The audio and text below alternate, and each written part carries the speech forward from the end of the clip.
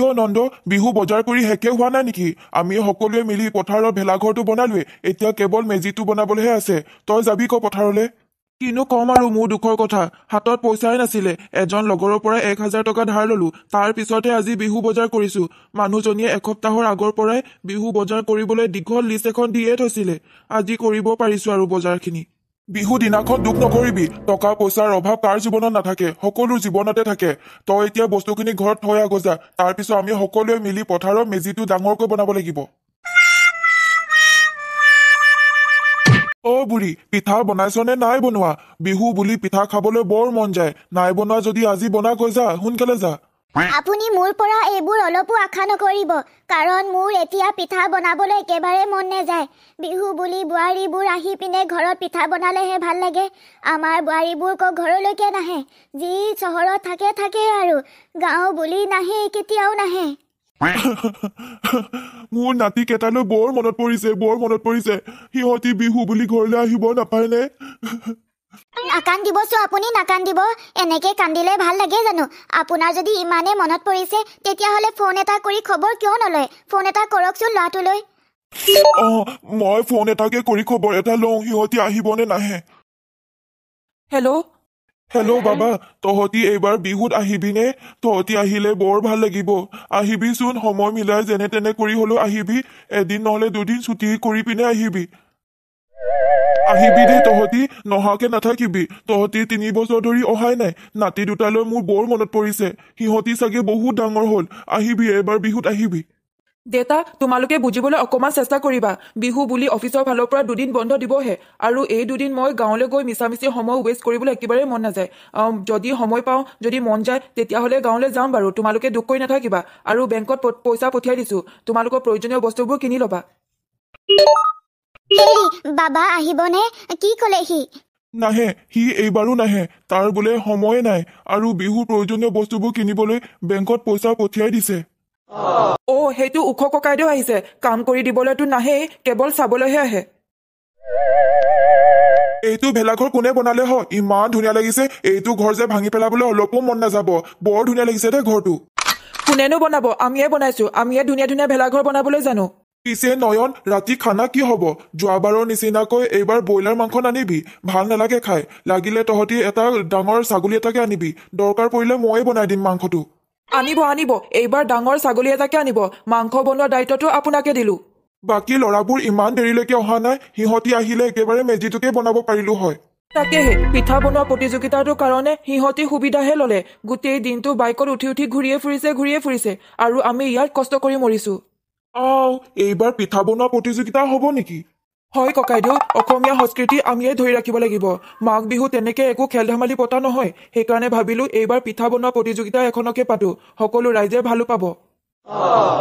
চাওঁতে বছৰবোৰ পাৰ হৈ গৈ আছে আৰু ময়ো বুঢ়া হৈ গৈ আছো এদিন মই মৰি থাকিম তাৰ পিছত তোমাৰ কি হ'ব তোমাক কোনে চাব মোৰ এইবোৰ কথা ভাবি বহু চিন্তা হয় আপুনি বিহু দিনাখন এনেকুৱা অমংগলীয়া কথা কৈ নাথাকিবচোন মই এইবোৰ শুনি বহুত দুখ পাওঁ বহুত কষ্ট পাওঁ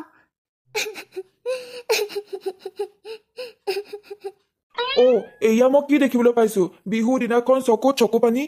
গাঁৱৰ সকলো মানুহ মিলি পথাৰত মেজি বনাইছে কিমান চাৰিওফালে উখল মাখল পৰিৱেশ আৰু শুনিছো এইবাৰ বোলে পিঠা বনোৱা প্ৰতিযোগিতাও পাতিব ল'ৰাটোলৈ আৰু নাতিকেইটালৈ বৰ মনত পৰিছে আৰু সিহঁতি এইবাৰো বিহুত আহিব নোৱাৰে সেইকাৰণে বৰ আৱেগিক হৈ পৰিছো ফণীধৰ বহ ইয়াতে বহ নাই নবহো দে বেলেগ কেতিয়াবা বহিম আৰু বহুত কথা পাতিম এতিয়া বৈ অকমান গাঁওখন ফুৰি আহোঁগৈ গাঁৱনো কেনেকে মেজি ঘৰ মেজি বনাইছে কিনো আয়োজন কৰিছে তাকে অকমান চাই আহোঁগৈ বৈ ফণীধৰে ঠিকেই কৈছে আপুনি ঘৰত থাকিলে আপুনিও দুখে কৰি থাকিব সিহঁতৰ কথা ভাবি যাওক অকমান ওলাই যাওক মনটোকে ভাল লাগিব নবৌ আপুনি ঘৰত থাকিব নালাগে আপুনিও বলক খন্তে সময়ৰ পিছত গধূলিয়ে হ'ব আৰু গাঁৱৰ সকলো ৰাইজ মিলি যিহেতু তাতে ভোজ ভাত খাব সেইকাৰণে তাতে খানাটো খাব ঘৰত আকৌ বনাই থাকিব নালাগে বিহু বুলি ঘৰলৈ যাবলৈ মন যায় বহুত বছৰ ধৰি ঘৰলৈ যোৱাই নাই মা দেউতালৈ মোৰ বহুত মনত পৰিছে ৰাহুল চোৱাচোন মোক কেনেকুৱা লাগিছে ধুনীয়া লাগিছে তোমাৰ পিছে তুমি ক'ত যোৱা জানানে মোৰ লগৰ এজনীৰ ঘৰত বাৰ্থডে পাৰ্টি আছে বহুত মানুহ মাতিছে সেইকাৰণে মই এতিয়া তালৈকে যাওঁ যোৱা তুমি এইবোৰ বাৰ্থডে পাৰ্টি এনিভাৰ্চাৰী পাৰ্টি আৰু যি টি পাৰ্টি সেইবোৰকে খাই থাকা ৰাহুল তোমাৰ কি হ'ল তুমি কিয় এনেকে কথা কৈছা মোৰ একো নাই হোৱা মোৰ কেৱল দুখ লাগিছে কাৰণ বিহু বুলি মই ঘৰলৈ যাবলৈ পৰা নাই মোৰ লগৰবোৰে গাঁৱত চাগে ডাঙৰকৈ মেজি বনাইছে আৰু সকলোৱে মিলি চাগে আজি ভোজ ভাতৰ আলোচনাও কৰিছে আৰু মই তোমাৰ কাৰণে গাঁৱলৈ যাব নোৱাৰো মোৰ নিজৰ ঘৰখনলৈ যাব নোৱাৰো কাৰণ গাঁৱলৈ গ'লে তুমি বেয়া পোৱা ৰাহুল তুমি মোক বেয়া নাপাবা মই তোমাক মা দেউতাৰ পৰা অতৰাই ৰাখিছো তোমাক ঘৰলৈ যাবলৈ বাধা দিওঁ সকলো সময়তে তুমি মোক পাৰিলে মাফ কৰি দিবা ব'লা আমিও গাঁৱলৈ যাওঁ গাঁৱতনো বিহু কেনেকুৱাকে পাতে মই দেখিয়ে পোৱা নাই ব'লা আমি সোনকালে গাঁৱলৈ যাওঁ সঁচাকেনে তুমি সঁচাকে যাবা গাঁৱলৈ ঐ কণ্টিলো চাচোন চা এইটো মেজি কিমান ডাঙৰ কিমান ওখ আমি বনোৱা মেজিটো চোৱা একেবাৰে সৰু আৰু অকণমানি অ' দেতা এই মেজিটো কোনে বনালে ইমান ডাঙৰকৈ কোনেনো বনাব তইচোন জানই এইখন গাঁৱৰ চবতছে ওখ মানুহজন হৈছো মই সেইকাৰণে একেবাৰে ওখ মেজিটো কেৱল মইহে বনাব পাৰিলো কণ্টিলো বৈ আমি এতিয়া মেজিটোৰ ওচৰতে খেলি থাকোঁগৈ ঐ অকৰা আজি দিনটোত মেজিৰ ওচৰত এনেকে খেলি নাথাকে নহয় আজি হৈছে চুৰ কৰা দিন সেইকাৰণে কাৰ ঘৰত ছাগলী হাঁহ কুকুৰা আছে সেইবোৰ চুৰ কৰিব লাগে যা কাৰ ঘৰত ছাগলী হাঁহ পাওঁ তাৰ লৈ আনিবি যা দেতা তুমি ঠিকেই কৈছা আমি এতিয়া গাঁৱৰ যাৰ ঘৰত যি বস্তু পাওঁ তাকে চুৰ কৰি আনিম আপুনি আৰু সিহঁতক চুৰ কৰিবলৈ ক'ব লাগেনে এতিয়া সিহঁতি কি যে বস্তু চুৰ কৰিব ঠিকনা নাই আৰু ঐ তপন বৈ আজি মানুহৰ ঘৰত কি বস্তু আছে হাঁহ কুকুৰা চব বস্তু আমি চুৰ কৰি লৈ আনো বৈ বহুত ভাল লাগিব মোৰ যে বহুত ভাল লাগিছে কাৰণ মই যে চুৰ কৰি বহুত ভাল পাওঁ মাংস বনোৱা হ'ল যদি ভাতটো বাঢ়িয়েই দিয়ক কাৰণ এজনকৈ সকলো মানুহ গোট খাইছে দেৰি কৰি লাভ নাই গৰমে খাই মেলি শুই থাকিব লাগে কাৰণ ৰাতিপুৱা সোনকালে উঠিব লাগিব নহয় মেজি জ্বলাবলৈ তাকেহে কালি ৰাতিপুৱাই পিঠা বনোৱা কম্পিটিশ্যনটো আছে সেইকাৰণে এতিয়া খাই বৈ সোনকালে শুই থাকিলেহে ৰাতিপুৱা হাৰ পাম আমি ইমান বস্তু চুৰ কৰিলো মা দেউতাই দেখি বহুত ভাল পাব ল'ৰাকেইটা অথনিয়ে গ'ল আৰু এতিয়ালৈকে অহা নাই সিহঁতি কি যে চুৰ কৰিছে ঠিকনা নাই যি বস্তু চুৰ কৰিলে গালিহে খাব লাগিব আমি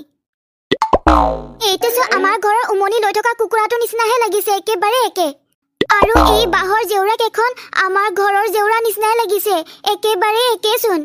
মা মই তপনৰ ঘৰৰ পৰা এই ডাঙৰ কুকুৰাটোকে চুৰ কৰিলো বহুত কণী পাৰি থৈছিলে সেইকাৰণে এই কুকুৰাটোকে চুৰ কৰি আনিলো আৰু মই এই জেউৰা কেইখন কণ্টিলৰ ঘৰৰ পৰাই চুৰ কৰিলো বেলেগৰ ঘৰৰ পৰা আমি চুৰ কৰাই নাই একো বস্তু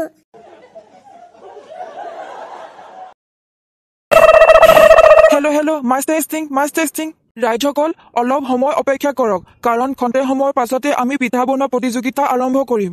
এয়া আমাৰ প্ৰতিযোগীসকলে সন্মুখত জুই একুৰা জ্বলাই প্ৰতিযোগিতাৰ কাৰণে সাজু হৈছে প্ৰতিযোগিতা আৰম্ভ কৰা হৈছে প্ৰথম পুৰস্কাৰ 10,000 টকা আৰু দ্বিতীয় পুৰস্কাৰ 5,000 টকা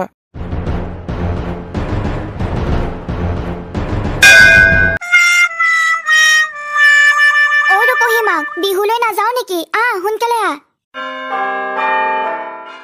যাম কিয় নাযাম বৈ তেনেহলে আমি সোনকালে যাওঁ নহলে পিঠা বনোৱা প্ৰতিযোগিতাৰ সেইবোৰ অলপো চাবলৈকে নাপাম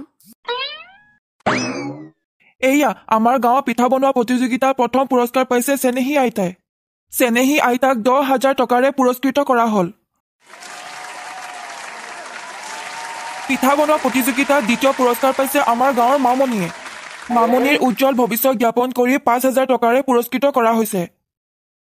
বহুত বছৰ পিছত এনেকৈ পথাৰৰ খেল ধেমালি অকণমান চাবলৈ পালো বৰ ভাল লাগিল মনটো ভাল লাগিল বহুত ভাল লাগিল আজি